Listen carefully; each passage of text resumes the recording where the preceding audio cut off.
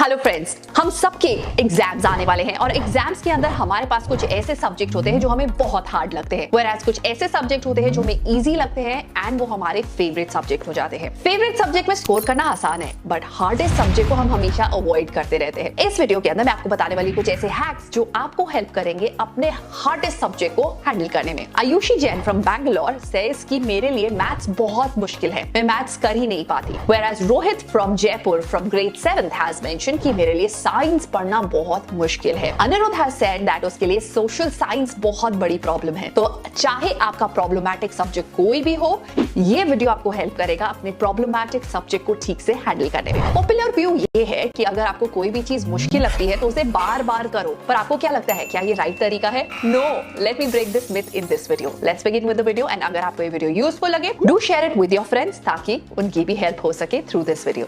Let's begin.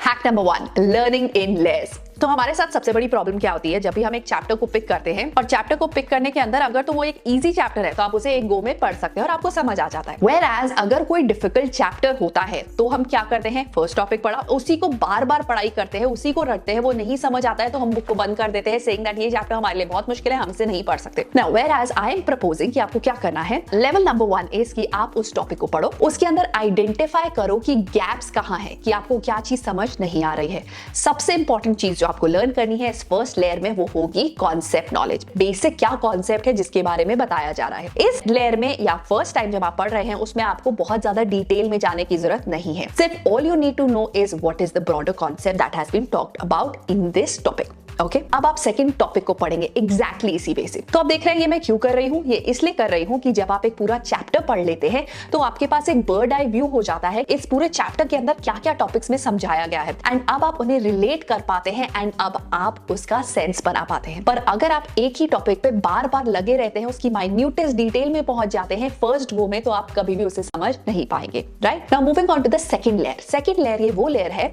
जहां पे अब आपने आइडेंटिफाई कर लिए है कि गैप्स क्या है, आपको क्या क्या चीजें समझ नहीं आई हैं। अब उन चीजों को आपको कंसल्ट करना है। Maybe you can form a peer group, maybe you can ask your teachers, maybe you can challenge yourself, maybe you can test yourself. इस तरह से हम सेकंड लेयर में या सेकंड स्टेप में उस topic को detail में पढ़ेंगे और उन गैप्स को फिल करेंगे। अब इन गैप्स को इधर आप इन सब चीजों से फिल कर सकते हैं या आप बाहर से एक नए सोर्सेस को एक्सप्लोर कर सकते हैं ताकि आपको ये गैप्स में जो भी कंफ्यूजन है वो क्लियर हो जाए। एंड इसके लिए you can consult more resources like you can watch a video, read a book, जिससे कि you can join the dots where the gaps are. अब हम मूव करते हैं थर्ड लेयर की towards. Now third layer of learning is कि जहां पे आप माइन्यूटेस्ट डिटेल्स के बारे में अब सर्च करेंगे।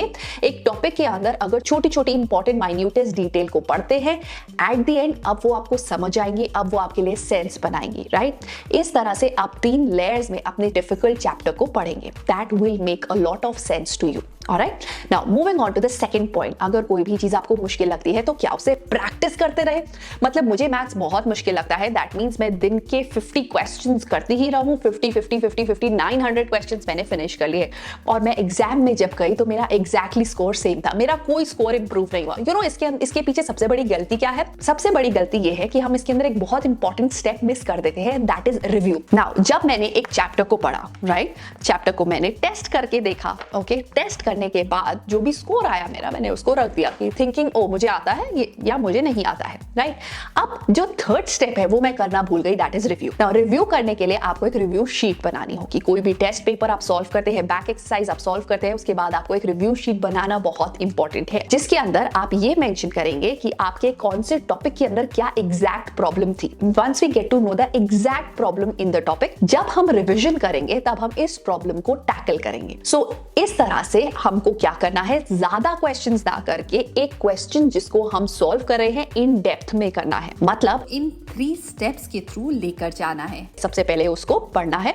उसको टेस्ट करके देखना है and number third is review करके देखना है। Moving on to the third point and that is don't wait for motivation. अगर आप उन सब स्टूडेंट्स में से हैं कि जो आप मोटिवेशन का वेट कर रहे हो कि अगर मोटिवेटेड होऊंगा तभी कल से पढ़ाई स्टार्ट करूंगा अपने सबसे डिफिकल्ट सब्जेक्ट की, तो भूल जाओ कभी आप मोटिवेट होगे नहीं, क्योंकि ये एक उल्टा प्रोसेस है। It works the other way. मतलब अगर आप मोटिवेशन ढूंढ रहे हो एक्शन लेने की तो वो आना बहुत मुश्किल है। इनफैक्ट आपको एक्शन ले लेना चाहिए और जब आपको इस एक्शन के अंदर रिजल्ट दिखने लग जाते हैं तब आपके अंदर मोटिवेशन आती है। मतलब आप आपके लिए साइंस एक बहुत मुश्किल सब्जेक्ट है, पर अगर आप साइंस के चैप्टर को पढ़ के उसके क्वेश्चंस के आंसर राइट देने लग जाते हो, तब आपके अंदर मोटिवेशन आती है टू डू थिंग्स बेटर। तो फर्स्ट स्टेप बहुत मुश्किल है, अपने आप को कन्विंस करना, स्टार्ट करने के लिए स्टडीज हार्डर सब्जेक्ट को, but go for it. Now moving on to the next step and that is break it to the tiniest part. Okay, कोई भी चीज जो हमें मुश्किल लगती है उसे अगर हम एक बिगर चंक में देखेंगे तो हम उसे कभी नहीं कर पाएंगे, पर अगर आप उसे छोटे छोटे चंक्स में डिवाइड करके करेंगे तो आप उसे बहुत आसानी से कर पाएंगे। मैथ्स बहुत मुश्किल लगता है, ओके,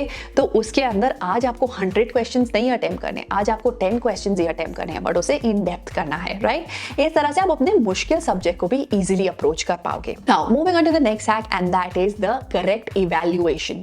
बहुत ज्यादा इंपॉर्टेंट है कि आप इवैल्यूएट करें कि आपको मुश्किल चैप्टर को पढ़ने में कितना टाइम लगता है। एक आसान चैप्टर को आप शायद 3 या 4 दिन में खत्म कर लेते होंगे, पर एक मुश्किल चैप्टर के लिए अगर आपको 5 या 6 डेज लगते हैं और आपने अपने आप को एलोकेट करे हैं 2 या 3 डेज, तो ये करेक्ट नहीं है। आप हमेशा डिस्करेज फील करेंगे क्योंकि आप पढ़ने तो जाएंगे मुश्किल चैप्टर एंड उसको आपने दिया है बहुत कम टाइम, तो आपके माइंड में हमेशा स्ट्रेस रहेगा कि ये जल्दी से खत्म क्यों नहीं हो रहा है।